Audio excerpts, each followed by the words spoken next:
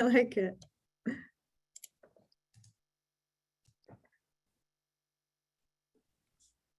All right, so we have a few others trickling in. We'll give it one more minute. We have a full agenda per usual, so we'll get started in just a few minutes. Thanks for joining though.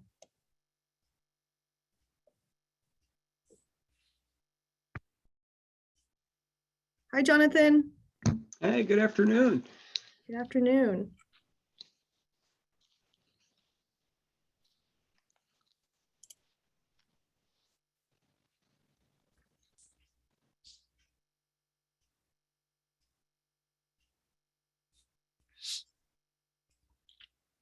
Hey, Matt.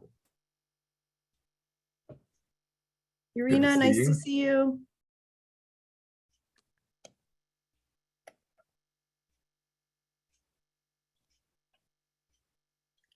All right, we're starting to get a full group here.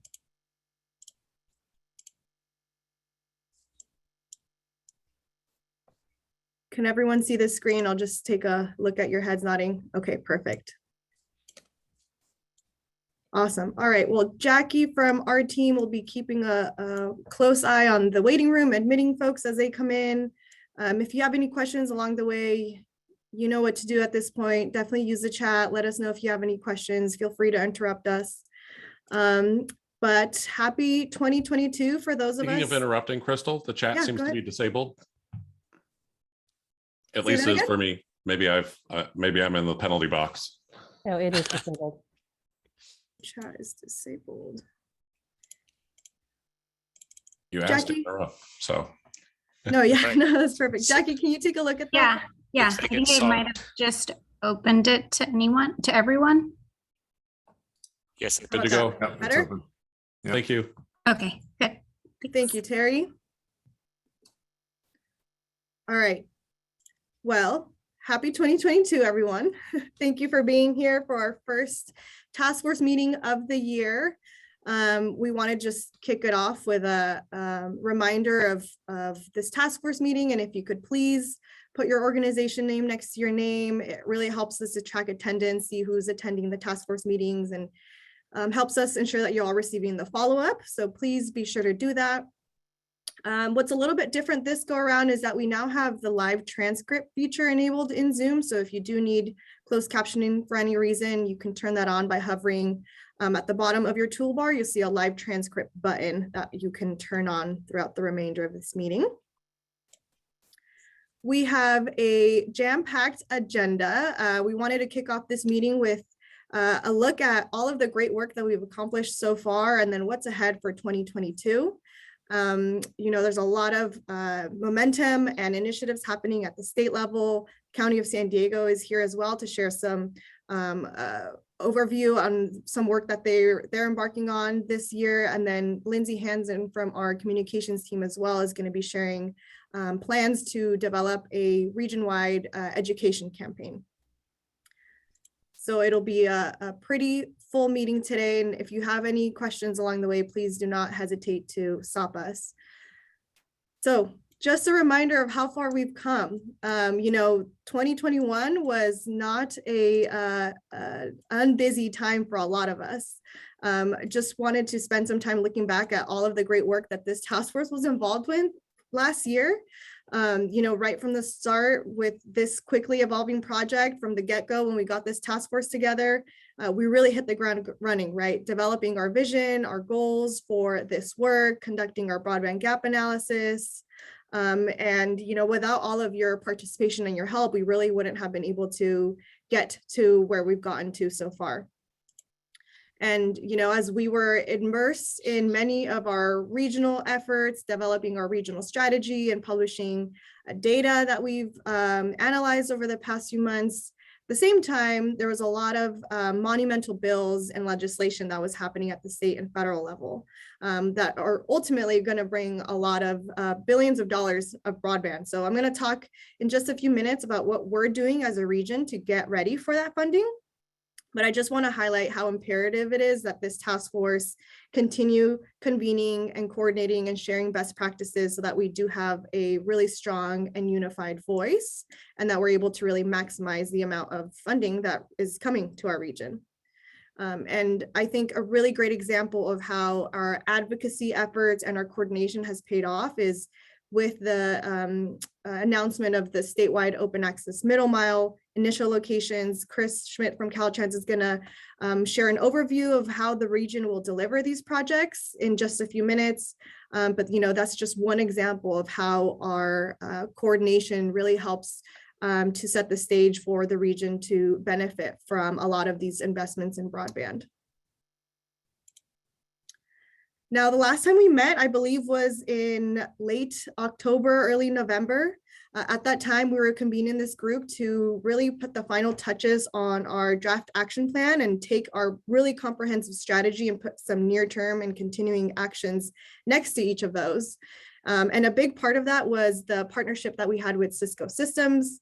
Summer of last year, if you recall, we shared with this task force that we had partnered with Cisco. They brought a really great team of experts and really helped to lead a really extensive outreach process that ended up interviewing well over 60 stakeholders from over 40 different organizations. And all of this outreach really helped to understand and pinpoint all of the various policy and institutional barriers for digital equity in the region. And so that was a really big part of the development of our action plan.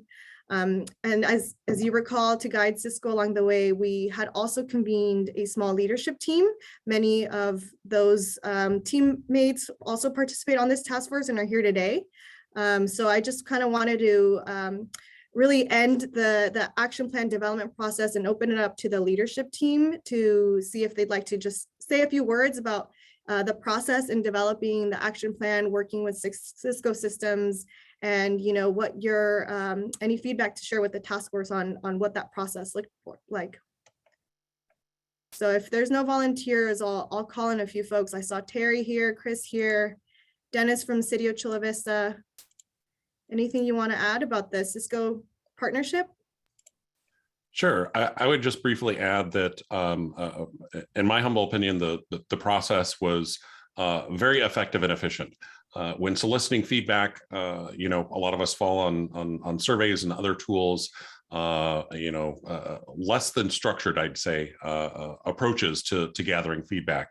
And Cisco and their team was clearly very experienced and skilled in this type of engagement. And as Crystal mentioned, just a broad spectrum of folks from a lot of diverse backgrounds able to share their perspectives from their organizations, from their regions, from the organizations and that they represent. So no, it just felt that the process was very detailed, very methodical, but they had a great plan coming in, and the group, I think, worked very well to pull all these items together into and distill it down into a report, right? That really articulates the wants and needs of our community. Thank you, Terry. Anyone else? Yeah, I would just echo everything that Terry just said. I think the document does a good job in terms of trying to capture the essence of, what the environment looks like, sets out a pretty effective roadmap with regards to where we could go in the future. So I'll just add, Crystal, that I think, I would like ask the task force members to go review this appendix that you're pointing to. And if you flip back to the previous slide, I think the categories outlined in this about equity and adoption and accountability in terms of data availability and infrastructure deployment and policy and administration that applies to our jurisdictions, and collaboration, public, private, and so on and so forth. So if I'd like to encourage our task force members to sort of look through it and see where they can contribute to the work that's ahead, and reach out to us at Sandag, and we'd love to have you help us move this forward. Thanks. Yeah, absolutely. And we'll talk a little bit about one way we'd like to convene all of our local cities to help us advance many of the actions identified in this roadmap.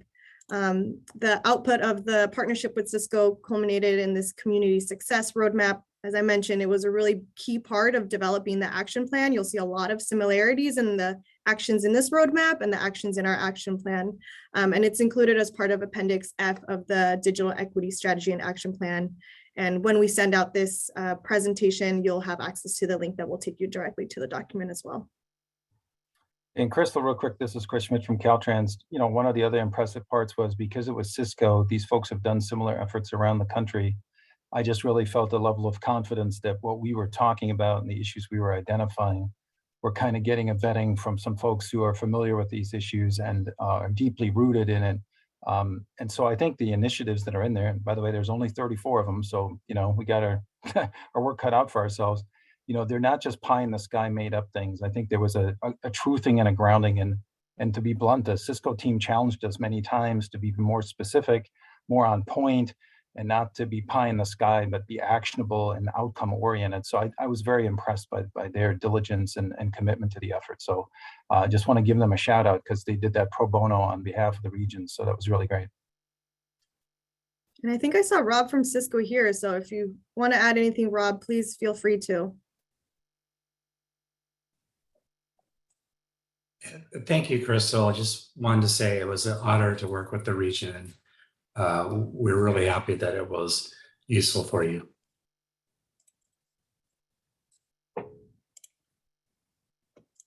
All right, so now taking a look at what's ahead for us and the region and this task force, as I mentioned, it's not going to be, if last year was any indication of what speed we operate at, you know, 2022 will not be slowing down. Just like the strategies that we developed, the action plan is just as comprehensive and outlines actions for both broadband access, improving broadband access, and improving broadband adoption. Now, as we've shared with many of you as we were developing the strategy and the action plan, many of these are actions that cannot solely be led by SANDAG, right? It's going to require the partnership with so many of your organizations. Some of these are actions that our cities are going to have to lead, that educational institutions will have to lead. We'll have to work in partnership with ISPs and the private sector. But we just kind of want to I just want to take a quick minute to highlight some of the near-term actions that we'll be embarking on and that we've already quite honestly started.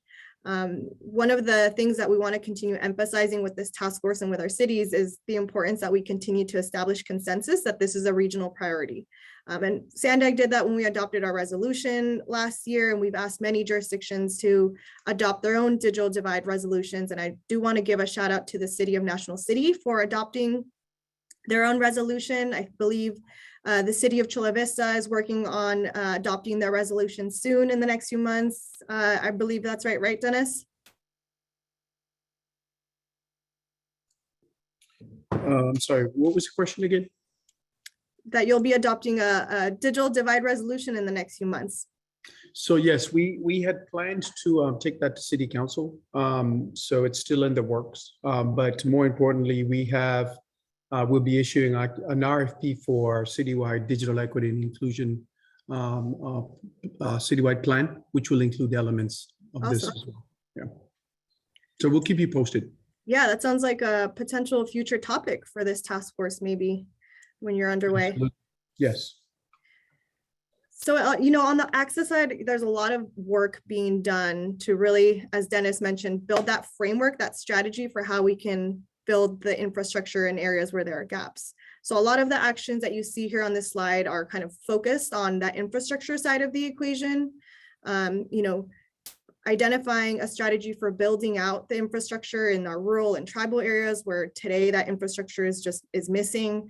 And then in urban areas, making better use of the infrastructure that's available, public infrastructure in some cases, to provide more affordable, more reliable and high quality service in our underserved areas.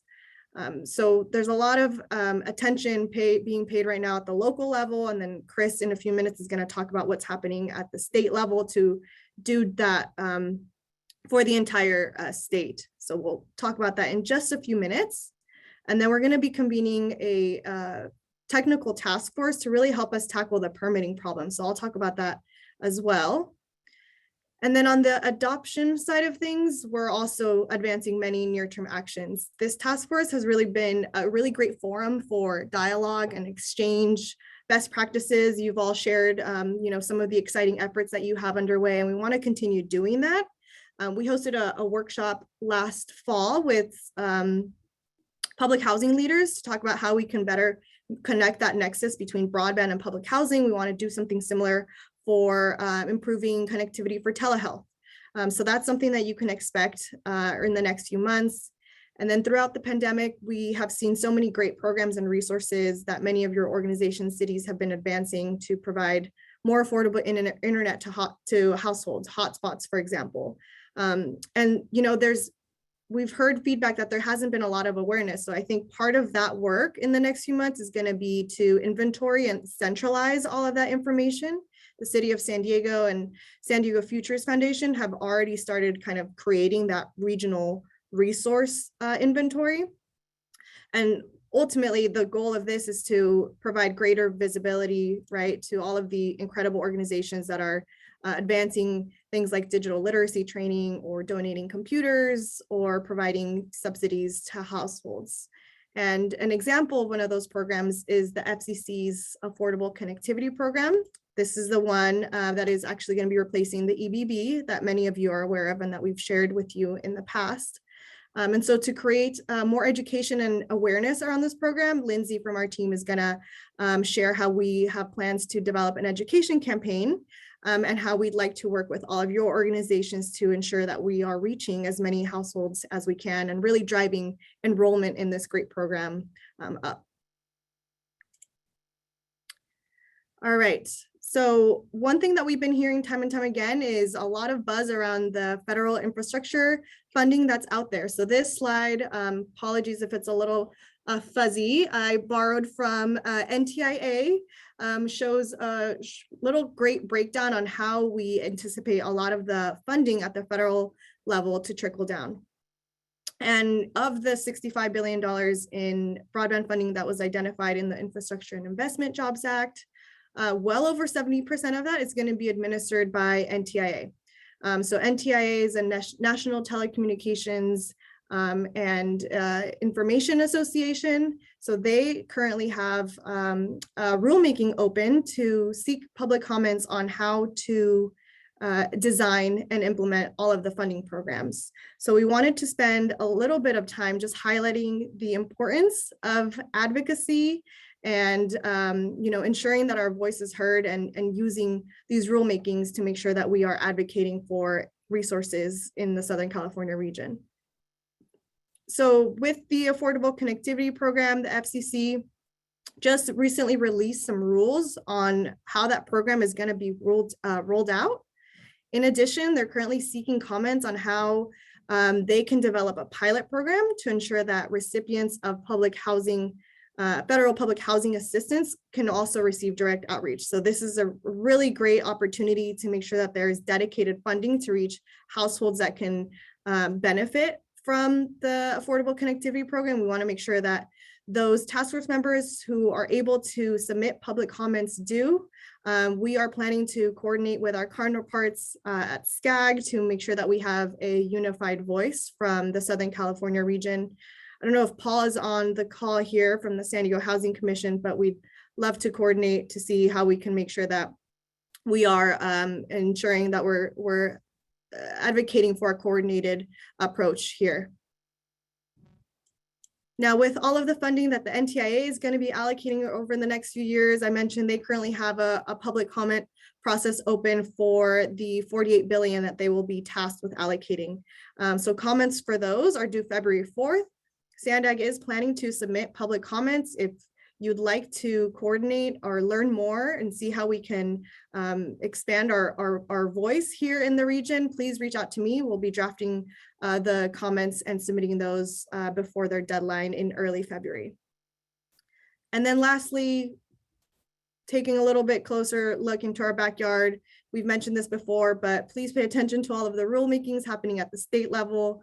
The California Public Utilities Commission has two rulemakings right now, one really dedicated to programming funding through the California Advanced Services Fund, and then another one on deployment of infrastructure. So SANDAG has been monitoring and participating in both, and we'd like to invite all of you to become parties to those proceedings if you haven't already. And please do not hesitate to reach out to us at any point in time to learn more and see how we can coordinate on these efforts. Any questions on these rulemakings?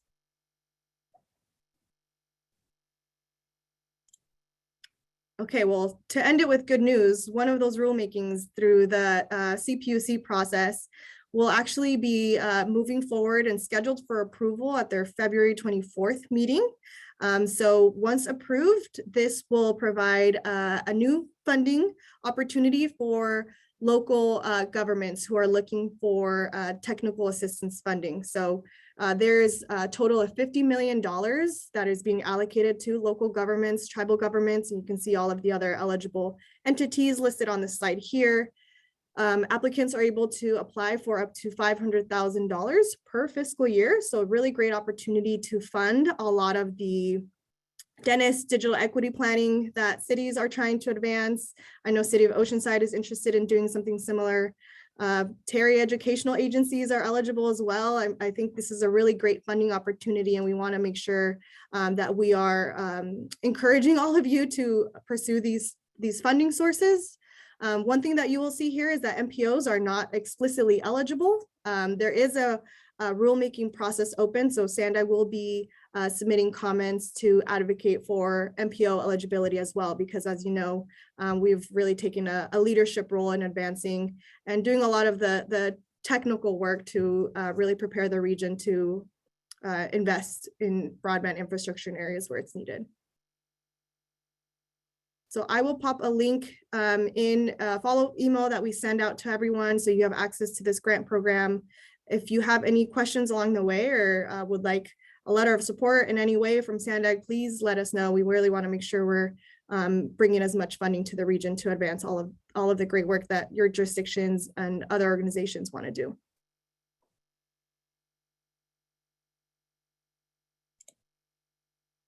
Okay. The last update from me before I turn it over to Chris. One of the other ways in which we're getting ready for state and federal funding is by partnering with SCAG to release a joint request for qualifications. What this RFQ will do is help us establish essentially a bench of qualified partners that want to co-author, partner with us on discretionary grant opportunities as funding becomes available. Now, what we've seen from grants that have been made available through grant programs like NTIA in the past is that a lot of these grants require you to have a partner on board already. For a public agency like SANDAG, that means that we have to go through a competitive process to select a partner, especially a private sector partner. So this RFQ really helps to do that step up front. Before the funding is identified, we're going through that competitive process now to really vet and identify who those interested partners are, so that as funding becomes available, we have a short list essentially of partners who want to work with us on various broadband deployment projects. So it's really intended to help streamline and make that process a lot faster and seamless for not only SANDAG, but the SCAG region. So we're really trying to ensure that we have a coordinated approach for the entire Southern California region.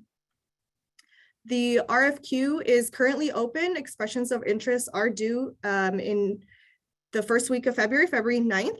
And the RFQ, has really more detail on exactly what the expressions of interest are looking for, but the scope of services are, really simple. We want to identify partners who can work with us to develop grants. We want to identify partners who can help us deploy middle mile infrastructure, last mile infrastructure, and then a really important part of the partnership piece is the information sharing, the data sharing. So, to be a partner with SANDAG and SCAG, we're asking partners to be willing to share information so that we can better target investments in areas where it's needed most and really help design projects that will be scalable and sustainable in the long term. Really looking to use this RFQ as a mechanism to accelerate public and private partnerships, fostering collaboration amongst public and private sector, and encourage partnerships with other community-based organizations, nonprofits who are also interested in participating in many of these grant-funded efforts. So in terms of timeline, I mentioned The RFQ is currently open. If you would like more information, you can learn more at our vendor portal, BidNet. I'll have a link on the next slide.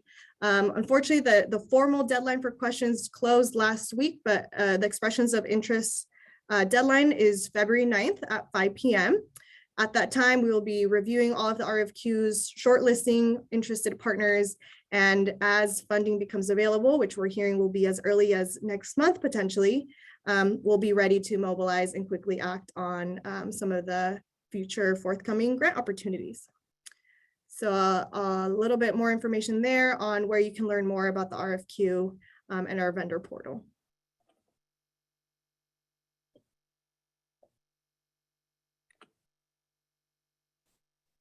And I mentioned this earlier, one of the early actions that we've identified is to really advance the permitting and broadband deployment among cities.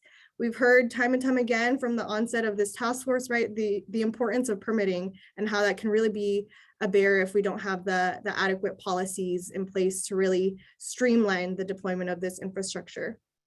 So to help get all of our cities ready and the region ready for this, we are going to be convening a technical task force.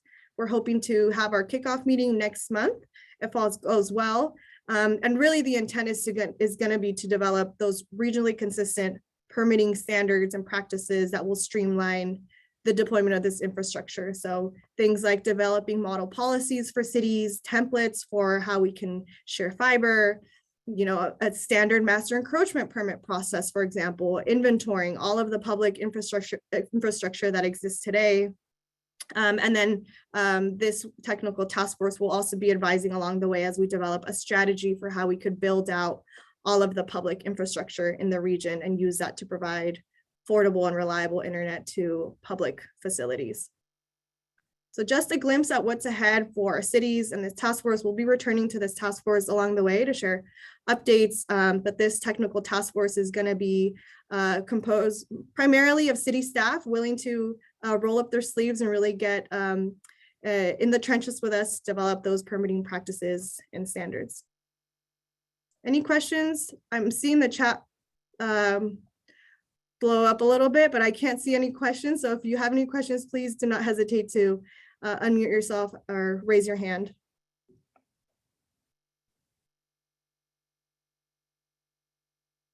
No questions? None from cities that are on the call?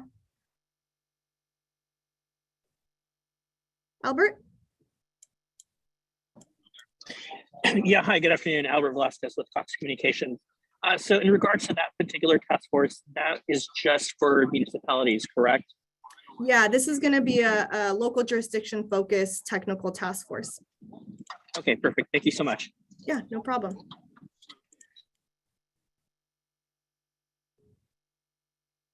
All right, so I'm going to hand it over to Chris now to talk about what's happening at the state and how the region is going to be advancing a lot of these broadband infrastructure projects. Thanks, Crystal. And as you can see, Crystal talks fast because we're talking broadband and we want high speed. So we all go super fast. And just real quick to Albert's question on the technical task force, we will be reaching out to providers to talk technical details about their permitting issues.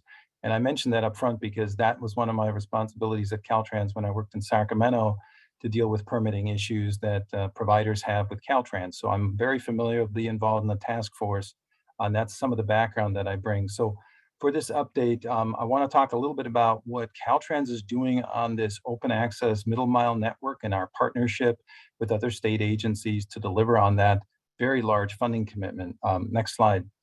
So just as a reminder, we've been doing a lot in regards to broadband at the state level. Much of that is driven by the executive order that was signed by the governor and issued directing various departments, including Caltrans, to really work more effectively on broadband and with the industry. The department itself has worked on specifics like AB 1549 on guidelines for how to include broadband into our projects and how to get permits, and we'll leverage that throughout. But today I want to talk about SB 156. And 156 is really pivotal here because of the large state investment that's being made. You've heard, the federal investments and some of the local efforts, but this is really at the statewide level where we are looking at a $6 billion investment in broadband infrastructure statewide. And that is really being done in collaborative fashion between the Department of Technology. For those of you not aware, the California Department of Technology kind of looks at the IT issues within state government, and they've been charged with this effort, and they're collaborating with the Public Utilities Commission based on the rulemaking that you heard earlier to deliver on this middle mile promise. The map that you see up here are the 18 initial projects that have already been identified through that middle mile initiative to make investments in basically what is the state highway network and to create those middle mile corridors as part of the state highway network. That's the responsibility that Caltrans has to deliver on that. And because of the good work that we've been doing here with the digital task force in the region and the commitment to bridge the digital divide, we have project 18 down there, way down there on the bottom of the map. And you'll see that that's actually some of the largest network infrastructure of part of the middle mile network that's been proposed. And that's been because of the work that we've done to demonstrate where these missing connections are. Next slide. So specifically in the region, you'll see here that that $3.25 billion investment for the middle mile network that's being administered by these multiple parties is really focused initially on those 18 key projects where everyone wants to learn how to deliver this at breakneck speed. The goal is to have an 8,100 mile network that is essentially the middle mile connectivity gap that we've identified up and running very, very quickly. So locally, we've got 4 corridors designated right now, the 67, 76, 78, and 79 for about 115 miles. And you'll see most of these are in the more rural parts of the community. And we continue to work with the Department of Technology, CPUC, and what's called here the third-party administrator, which is an entity called Golden State Net. In fact, we have one of their advisors on the call here with us, Matt Rantanen, who's been working with us on the Digital Divide Task Force for years, advising where this middle mile network wants to be and needs to be. And one of the keys here really is the local planning work that we've done, the outreach efforts, the gap analysis that we've done to identify these key corridors. Now, the next part of this is actually delivering. So we've got a team at Caltrans that is dedicated to helping design specifically how to get this network in the ground. And we're talking about fiber in the ground that will serve as middle mile that ultimately will connect to the last mile that Crystal was mentioning earlier, for which the CPUC is making their rulemaking. So really, this is the starting point, lots more to deliver upon. And really, ultimately, the last mile connections are going to be absolutely pivotal to making the actual connection to the end user. The middle mile is only as good as the utilization of that network. So we're working a lot with CDT to make sure that these investments are the right location, the right type, and they're doing a lot of collaboration at the statewide level with the private industry as well. So very exciting that we're doing this, a lot of money being invested. And the next step is going to be working on those middle mile opportunities, the last mile opportunities that Crystal mentioned, and the partnering that Sandag and SCAG are doing to identify, ISPs and others that can collaborate with us on the final delivery. I think that's the only other slide, and I'm happy to take any questions that you may have on middle mile network.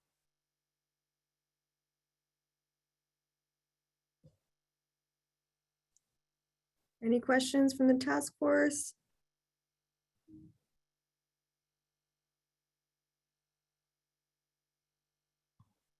Albert's hand is still up. That might be from before, Albert.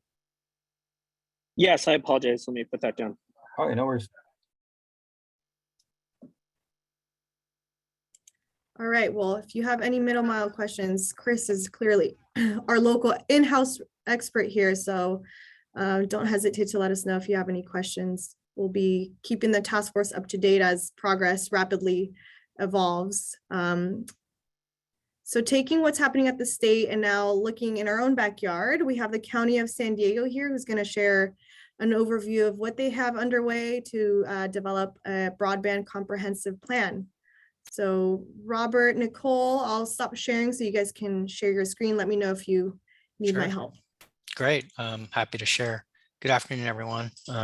Thanks for having us here this afternoon. Let me just share my screen and we'll get going.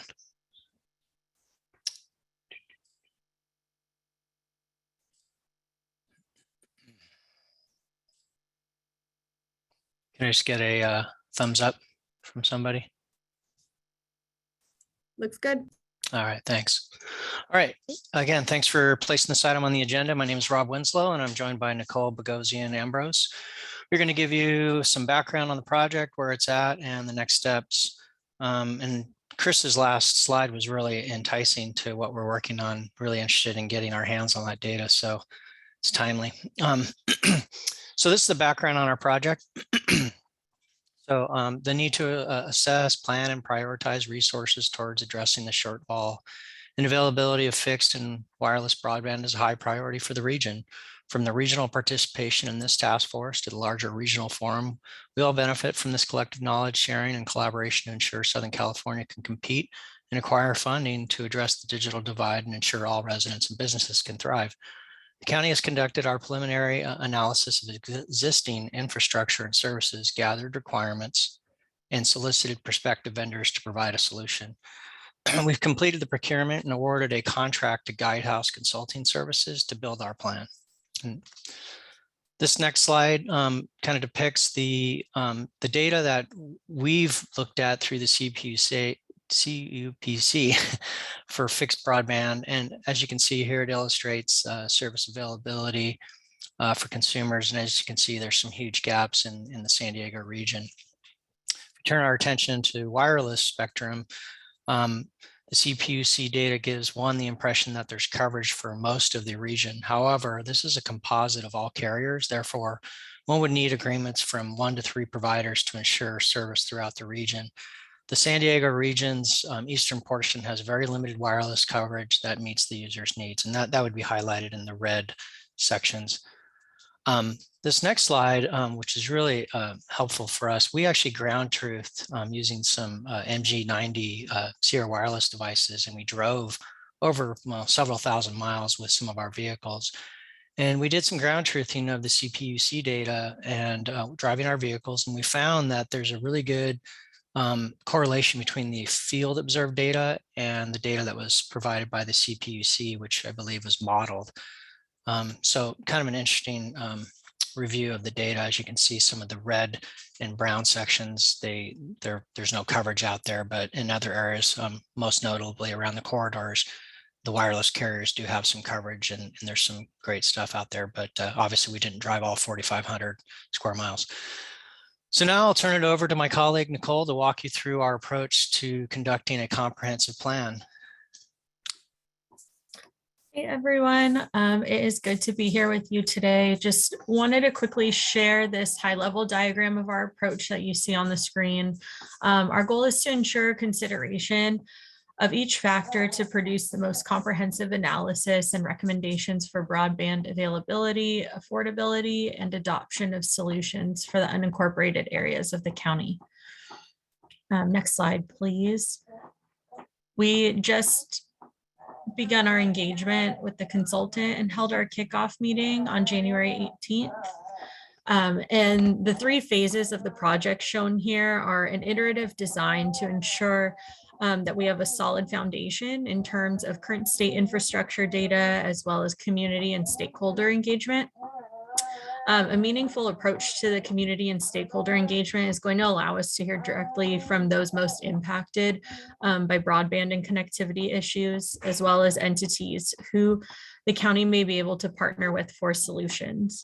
So although the final products are scheduled to take until June of this year, we'll receive regular deliverables and opportunities to report back to county leadership and show our progress, collect feedback, and adjust our approach as needed.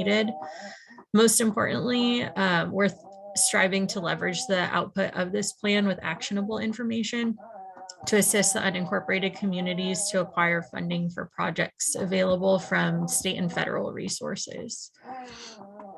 So we're looking forward to the continued collaboration with SANDAG and this team. If you have any thoughts regarding unincorporated assessment or any suggestions of organizations in the unincorporated area that we should reach out to, please reach out to us. We would love to just make sure that we have a comprehensive list of stakeholders that we can include in this project. So thanks so much.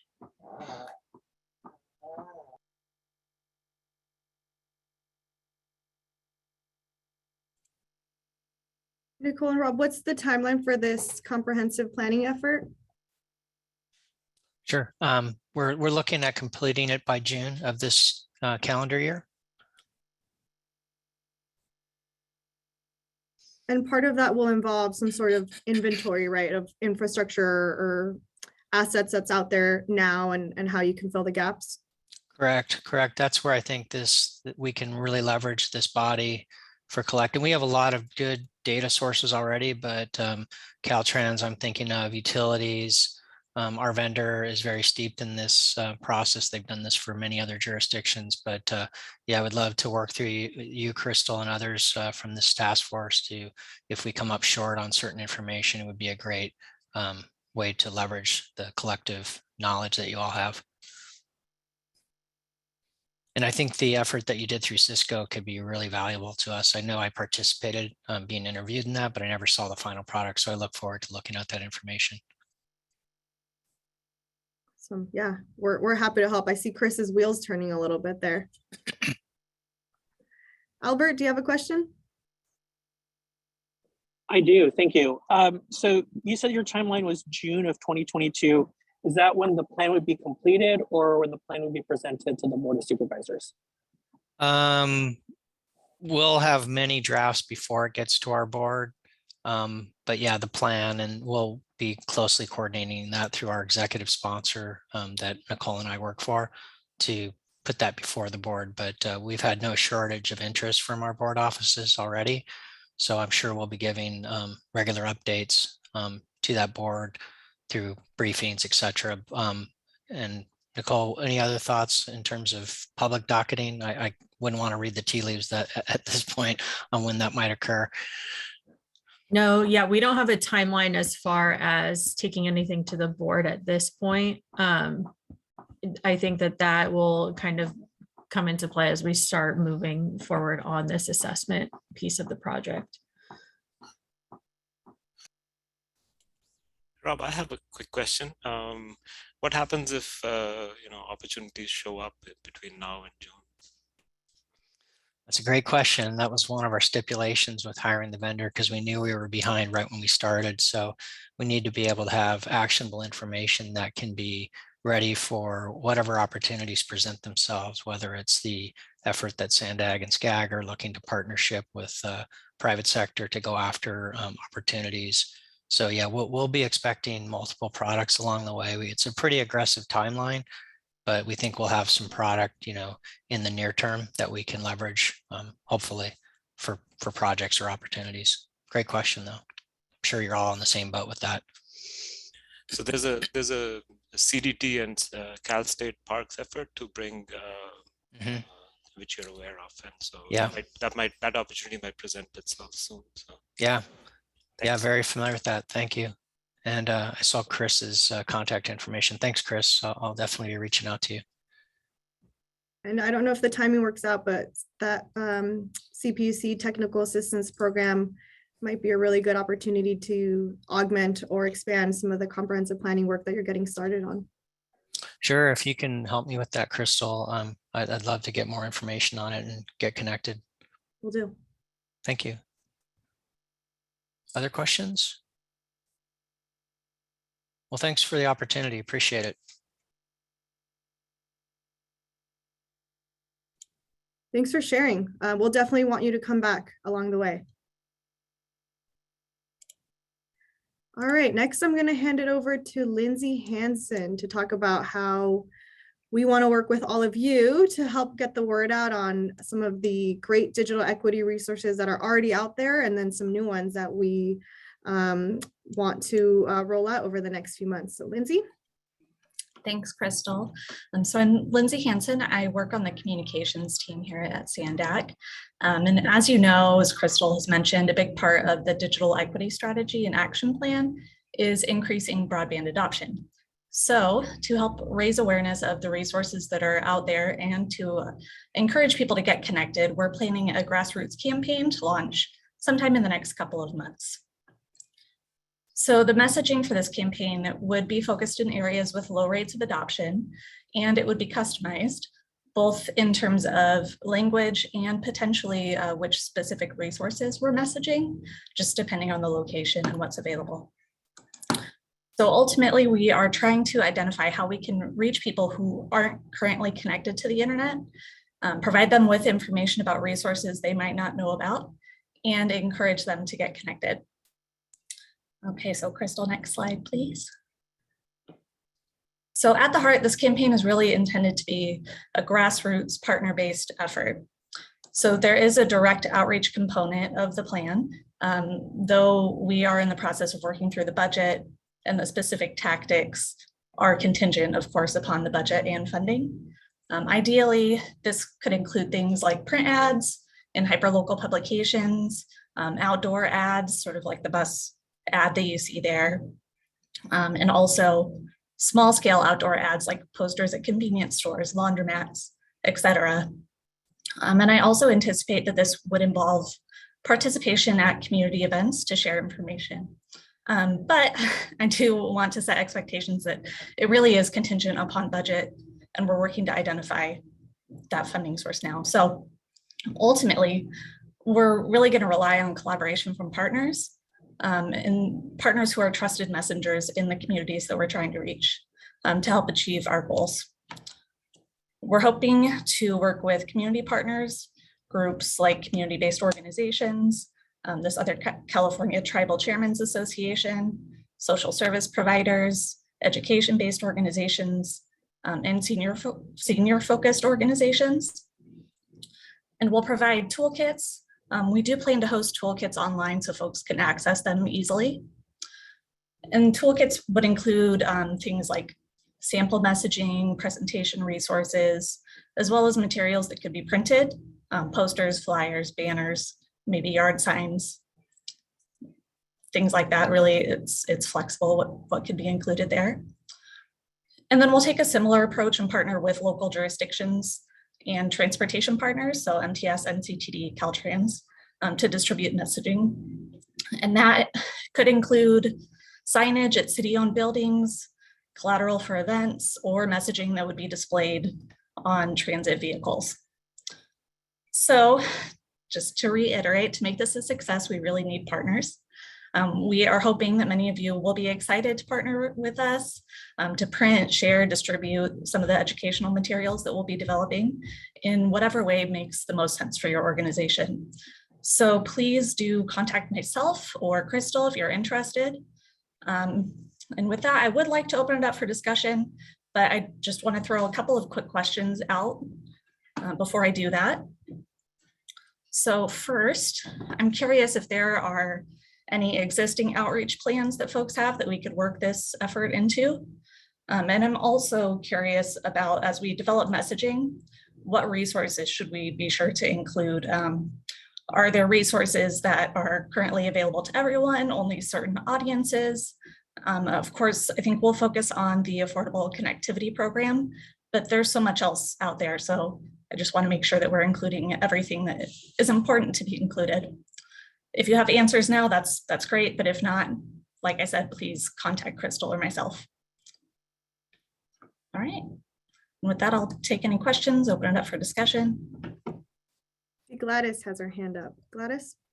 Sure. Hi, Gladys from CETF. We're happy to share, Lindsay, our experience, and I put in the chat just, the transition from EBB to ACP. That's some of the, that's an example of one of the some resources that we have to share. We've been working in the past 3 months now, since the end of November, with LA County on that transition. So they've used rebranded a lot of the materials we have available to get that information out. But beyond that, there's a lot of other ways that we've worked that we can share with you. So I'll put my contact in the chat. That's great. Thank you, Gladys. I'll definitely reach out. And I will just say that we have seen LA County's materials, and sort of their web-based toolkit is a source of inspiration for us. Albert, is that your hand raised? Yes, it is. So in terms of when does Sandag or Lindsay, when do you think you'll be able to have like a bare bones structure for that outreach? And if we have like materials, would you be the point of contact for us as a provider to give you that information about the different programs that we offer? Sure, yeah, you can definitely provide that information to myself or Crystal. We're in really close contact, so either way is fine. But we have a draft, I suppose I'll say, a campaign plan that we could share with this group if that's helpful. Really hoping to get this off the ground in like the next couple of months, which means we're going to be developing messaging now. Perfect. No, thank you so much. Of course. Chris? Sorry, finding the mute button. Just real quick, Lindsay, I'm assuming, but I just want to put it out there that you're also engaging the social equity working group that you had formed at Sandag with the development of the regional transportation plan, where you've got, I think it's a dozen community-based organizations that are also partnering with you on other things. Is that part of the outreach strategy to engage with, some of the nonprofits and entities like that? Yes, it definitely is. So last week, I actually met with that CBO outreach team to just give them a very brief overview of our plans and to gauge their interest level in partnering with us. But that's definitely something that we're planning to do, is to work with those CBOs to get the word out. We've got a few other regional plan messages that will be going out in the spring that might be complementary, or at least might be intended for similar audiences. For instance, our transit equity pilot program. So I imagine that the CBO team will be very helpful in getting the message out about both of those efforts.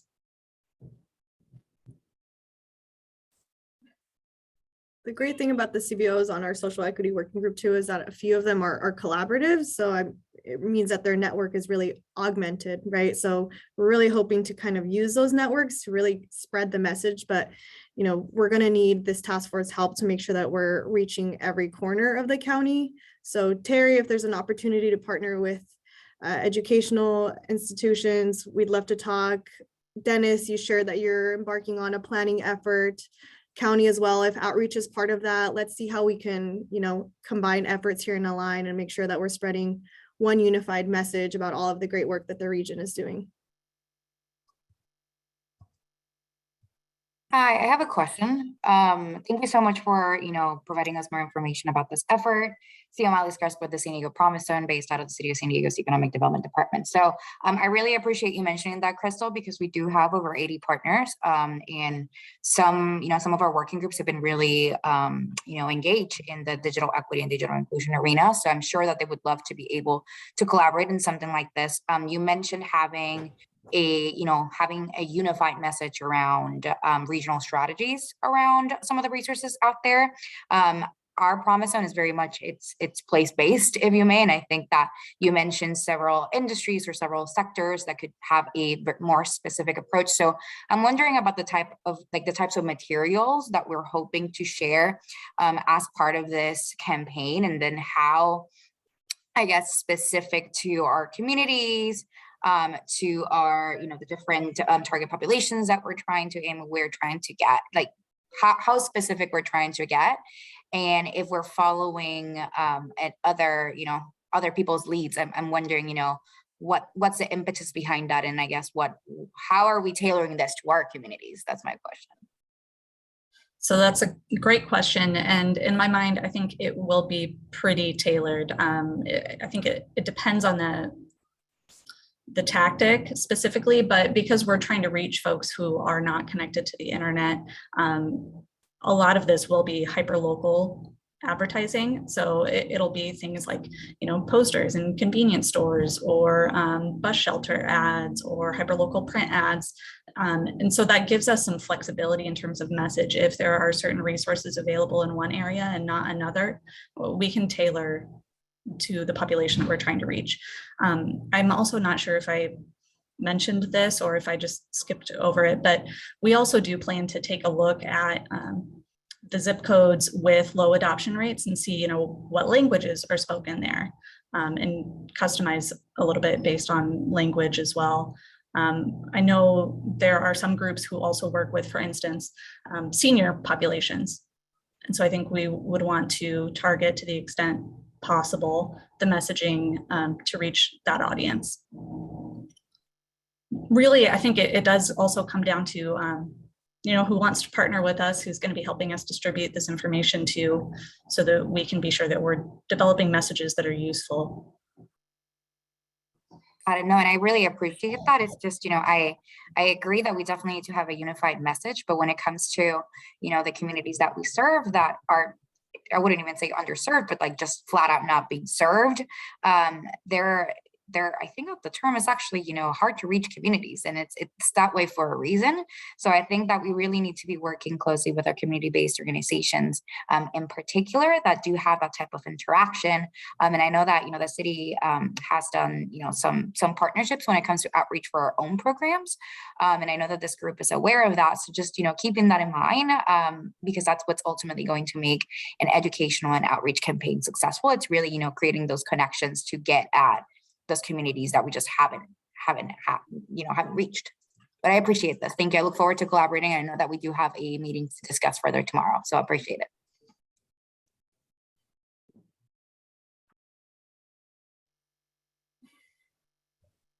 So can I ask a question? It seems to me that the one thing that was mentioned was the ACP and, you know, transition from the EBB and so on and so forth. Can you list some other information that is part of this outreach?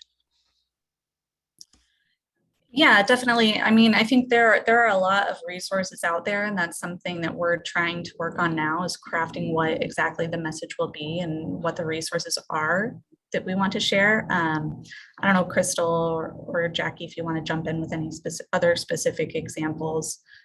But I know that we have talked about, like, maybe San Diego Futures Foundation is interested in us sharing information about some of their resources. I think 211 is also another org that's come up. So we're still working all of that out, but I am very hopeful that this task force can sort of reach out to us and provide us with some of the information that should be included. Yeah, that was meant to be a leading question. I think I would like you know, members of the task force to kind of tell us what information needs to be shared, and then that can be shared across different organizations. Borrow from each other and so on. Some cities and libraries, right, have hotspots available for community members. So it's that kind of information that I think we want to centralize in inventory, so that there's sort of a one-stop shop for all of this information, and you don't have to just be continuously searching for the program that fits your need, but it's all able to be found in one spot. Yeah, actually, Crystal, you used a good term. It's centralized the inventory, you know, just to kind of connect with what Shamalis said earlier. It's not about a unified message. It's about having available inventory of what resources are being used in different places, and then kind of make it available locally in the best way possible through the best local organization. Absolutely. And I think that's the first step, is identifying, okay, what are all the resources? And then depending on the outreach tactic and the specific location, you know, we can customize it as needed. I will say from the city of San Diego that we've been working with 211 and Sandag, and we have compiled all those resources. We've built it off of 211's database. They've been super collaborative. And so we do have those resources, and we're just working with Sandag now on how we'll distribute those and make them digestible and for the public, and who will host it. And yeah. Great. Yeah, that'll be really helpful. So hopefully this is getting all of your wheels turning. Please do not hesitate to reach out to us if you are made aware of an event or an outreach opportunity. Let us know, because we want to make sure we're tapping into all possible opportunities to get the word out. And then along the way, if you have any questions around our work plan, or if you have a resource that you'd maybe like us to be aware of, please email that to me or Lindsay. I think you all have our contact information, but we'll be sure to send it out in a follow-up email. All right, I know we're at time. I don't want to keep you any longer than you have to, but we'll send a follow-up email with all of these presentation materials. Thank you again for joining us, and we'll continue meeting with you as work on all of this great work advances. Thank you. Thanks, Nice Crystal. job. Thanks, everyone. Good job. Thank you. Thank you.